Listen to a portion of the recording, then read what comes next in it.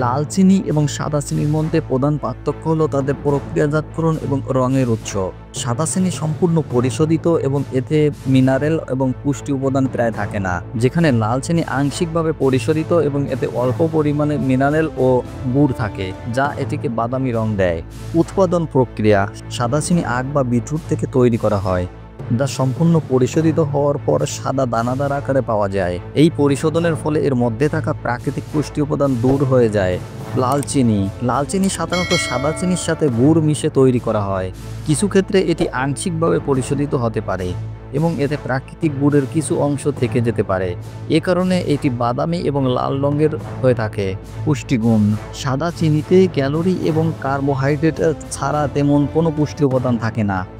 লাল চিনিতে সাদা চিনির চেয়ে সামান্য পরিমাণে ক্যালসিয়াম, আয়রন, পটাশিয়াম এবং অন্যান্য খনিজ পদার্থ থাকে।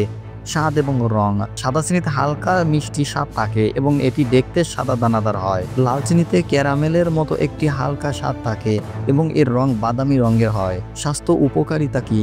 সাদা চিনি অতিরিক্ত গ্রহণের ফলে ওজন বৃদ্ধি, ডায়াবেটিক্স, হৃদরোগ এবং অন্যান্য স্বাস্থ্য সমস্যা হতে পারে।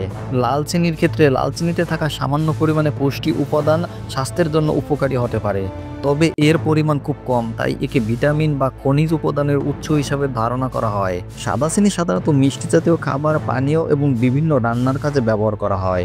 লাল চিনি কফি, চা, বেকিং এবং কিছু বিশেষ রান্নার কাজে ব্যবহার করা হয়। এরকম আরও ভিডিও পেতে চ্যানেলটি সাবস্ক্রাইব করে পাশেই থাকুন।